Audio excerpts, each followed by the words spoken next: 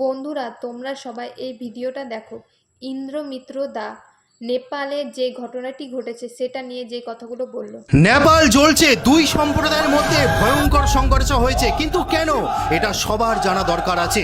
বন্ধুরা আপনারা জানেন যে শ্রাবণ মাস চলছে, বাবা ভোলেনাথের মাস চলছে এবং ভক্তগণেরা তারা কাঁধে বাঁক নিয়ে বাবা ভোলেনাথের মাথায় জল ঢালতে যায়। ঠিক তেমনি নেপালে হিন্দু সম্প্রদায়ের মানুষরা কপ্তগঞ্জ এলাকার সপ্তকোশী নদী থেকে যখন তারা খুঁটিতে ধ্বজা বাজছিলেন, এবং আপনারা জানেন যে অনেকে ডিজে বাজিয়ে যায়, সো ডিজেও সেরকম বাজছিল, তো খুঁটিতে যখন ধ্বজা বাঁধা হচ্ছিল তখন অন্য সম্প্রদায়ের মানুষ, সেখানে যারা সংখ্যালঘু আছে, তারা এসে বলে তোমরা কেন ডিজে বাজাচ্ছ, এই সাউন্ড কমাতে হবে, এই সাউন্ড বন্ধ করতে হবে। তারা আরও বলে যে সেই খুঁটিতে ধ্বজা কেন বাজছ, গেরুয়া ধ্বজা, মহাদেবের ধ্বজা, ওম ধ্বজা কেন বাঁধা হবে। এইভাবে কিন্তু সূত্রপাতটা হয়েছিল।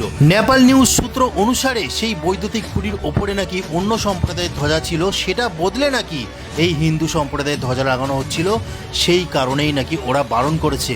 তারপর হিন্দু সম্প্রদায়ের মানুষরা প্রশ্ন করে যে আপনারা বলার কে, আপনারা কেন এটা বন্ধ করতে বলছেন, কেন আমরা ডিজে বন্ধ করব, কেন আমরা খুঁটিতে ধ্বজা বাঁধা বন্ধ করব।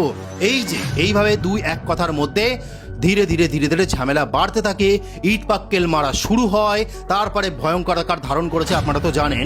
তারপর পুলিশ আসে, পুলিশ এসে সেই নিয়ন্ত্রণ করতে পারছে না, পুলিশ চালিয়ে দেয় গুলি। গুলি যখন চালায় তখন আমাদের হিন্দু সম্প্রদায়ের ভগবান শিবের ভক্ত ওম প্রকাশ মেহতা, যার বয়স মাত্র 24 বছর, তাকে পুলিশ গুলি চালিয়ে দেয়, তার বুকে গুলি এসে লাগে এবং সে তখন মারা যায়। তার অপরাধ একটাই ছিল, সে ভোলেনাথ বাবার ভক্ত ছিল, মহাদেবের ভক্ত ছিল। সে সপ্তকোশী নদী থেকে বাঁক নিয়ে ভেবেছিল যে বাবার মাথায় জল ঢালবে, এটাই তার দোষ ছিল, সেই কারণে তাকে গুলি খেতে হলো।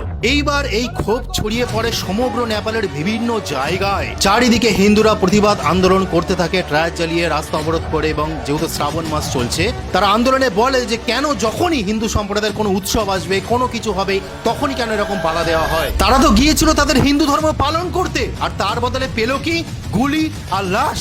আমাকে আপনারা বলুন, যে সমস্ত হিন্দু যুবকরা সপ্তকোশী নদী থেকে বাঁক নিয়ে যাচ্ছিল, তারা যদি সেদিন না যেত, তারা যদি সেদিন ডিজে না বাজাতো, তারা সেদিন যদি তাদের খুঁটিতে ধ্বজা না বাঁধতো, তাহলে কি এই ঝামেলা হতো না। আর এটা শুধু নেপালের ঘটনা না, এটা একটা, যখনই হিন্দুরা নিজেদের পরিচয় নিয়ে মাথা তোলে তখনই বাধা চলে আসে, আর যখনই হিন্দুদের লাশ ঝরে, হিন্দুদের রক্ত ছাড়ে, তখনই কি বলা হয় না ওখানে সাম্প্রদায়িক ঝামেলা হচ্ছে, দুই পক্ষের মধ্যে সংঘর্ষ হয়েছে। কিন্তু কেন সূত্রপাত করা হলো এটার দিকে কেউ লক্ষ্য দেয় না, এই বলেই সবাই চুপচাপ হয়ে যায়। তাই বন্ধুরা, এই শ্রাবণ মাসে যে ওম প্রকাশ মেহতা 24 বছরের হিন্দু যুবক প্রাণ হারিয়েছে, তার জন্য সবাই প্রার্থনা করুন সে যেন ভগবান শিবের চরণে যেতে পারে। তো আজকে বলার ছিল, জয় শম্ভু, হর হর মহাদেব।